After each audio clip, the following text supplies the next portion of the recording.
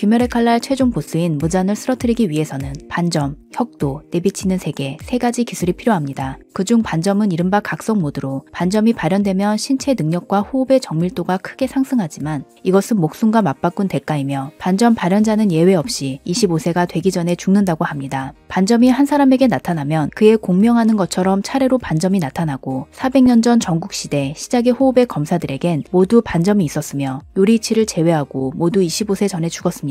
최종 전투에서 살아남은 이들 중 반점 발현자는 탄지로, 기유, 사네미인데요. 이 3명이 몇 살에 사망했는지는 나오지 않았습니다. 탄지로의 반점과 기유, 사네미의 반점은 조금 차이가 있기 때문에 일단 탄지로는 제외하고 얼마 전 제가 활동하는 커뮤니티에서 기유와 사네미가 정말 25세 이전에 죽었을지 여기에 대한 설문조사를 했는데 죽지 않았다가 49%, 죽었다가 51%로 거의 5대5의 결과가 나왔습니다. 개인적으로는 죽었다 쪽이 압도적으로 많을 거라 생각했기 때문에 의외의 결과에 좀 놀랐는데요. 죽지 않았다를 선택한 팬들의 의견을 보다 보니 납득이 가는 부분이 있어서 영상으로 만들어 보았습니다. 먼저 첫 번째는 반점의 발현 시기입니다. 반점의 발현 조건은 심박수 200 이상, 체온 39도 이상, 일반적인 사람의 심박수 평균치는 60에서 100이라고 하며 200 이상이라는 수치를 내기 위해서는 분노와 같은 감정의 고조와 격렬한 전투가 필요합니다. 200이라는 수치가 잘 상상이 안 되는데 예를 들어 산악 자전거 선수나 크로스컨트리 선수가 언덕을 오를 때 심박수가 200에 달한다고 하며 어려운 것은 이것을 장시간 유지하는 것입니다. 또한 인간의 평균 체온은 36.5도, 42도 이상이 되면 생명이 위험해지는데 자신의 의지로 39도 이상의 체온을 내려면 신체에 상당한 부담이 될 것입니다. 즉, 체온과 심박수가 상승하는 것으로 심장을 비롯한 온몸에 부담이 가해지는 것이 수명을 줄이는 원인이라고 할 수 있습니다. 사실 보통 사람이라면 심박수 200, 체온 39도가 되는 순간 사망한다고 해도 이상하지 않지만 주들은 보통 사람이 아니죠. 한편 육악편에서 반점을 발현한 탄지로의 경우 그 후 대장장이 마을편과 최종 국면에서도 반점이 나온 상태로 싸웁니다. 반점을 발현해 신체 능력이 비약적으로 높아진 것을 경험한 후에는 궁지에 몰리거나 전투가 격렬해지면 반드시 또 사용하게 되는데 이것은 전국시대에 반점을 발현한 주들 역시 마찬가지였을 것입니다. 다시 말해 반점을 발현했기 때문에 단명한다기보다는 싸울 때마다 반복적으로 사용하기 때문이고 이것이 육체의 전성기를 넘어서는 25세 즈음이 되면 몸에 걸리는 부하를 더 이상 견디지 못하고 죽는다는 것입니다. 하지만 기유와 사네미는 최종전에서 처음이자 마지막으로 반점을 발현하고 시간상으로는 약 한두 시간 정도였기 때문에 살 수 있는 여지가 있다고 보는 것 같습니다. 두 번째 이유는 기유와 사네미가 자손을 남겼다는 사실입니다. 바로 100년 후 현대에서 등장하는 기이치와 사네히로인데요. 자손을 남겼다는 사실은 축하할 일이지만 우리가 알고 있는 기유와 사네미를 생각하면 위화감이 드는 것도 사실입니다. 최종 전투 당시 두 사람의 나이는 21세, 25세가 되기 전 언제 죽을지 모르는 상황에서 내가 죽을 날이 얼마 안 남았으니 빨리 여자를 만나 결혼해서 대가 끊어지지 않도록 해야겠다는 생각을 과연 이 두 사람이 했을까 하는 것입니다. 게다가 자신이 죽은 후에는 아내 혼자 아이를 기르게 될 텐데 우리의 풍주님과 수주님이 이런 무책임한 행동을 할 사람으론 보이지 않기 때문에 그것보다는 25세가 되어도 사망하지 않는 것을 확인한 후에 결혼도 하고 아이도 가졌을 가능성이 높다는 것입니다. 또한 죽은 동료들을 애도하는 시기가 분명히 있었을 것이므로 뭔가 시간상으로도 촉박하다고 할까 맞지 않는 듯한 느낌이 들기는 합니다.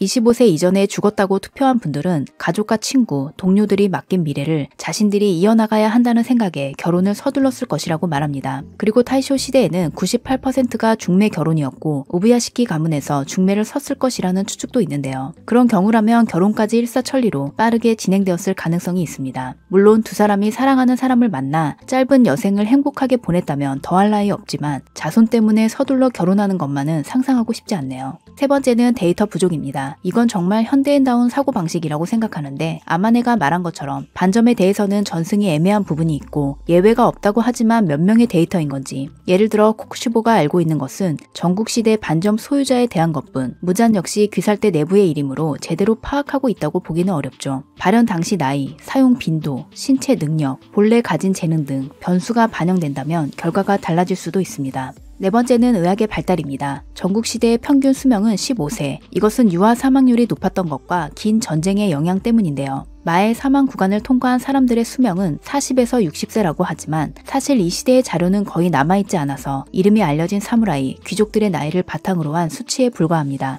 타이쇼 시대가 되면 평균 수명이 43세로 늘어나는데 그 이유는 생활 수준이 높아지고 의학이 발달하기 때문입니다. 이 시대에는 서양 의학이 발달했기 때문에 과거에는 죽을 병이었던 것도 고칠 수 있는 병으로 바뀌었을 가능성이 있습니다. 최종 전투에서 살아남은 사람들은 부상의 후유증으로 체력이 저하되었다고 했기 때문에 기유와 사데미가 장수했을 거라 생각하는 사람은 많지 않지만 적어도 평균 수명 정도는 살았을 것으로 생각하는 분은 많은 것 같습니다. 그럼 저는 다음 영상으로 돌아오겠습니다. 구독과 좋아요는 큰 힘이 됩니다. 영상을 시청해주셔서 감사합니다.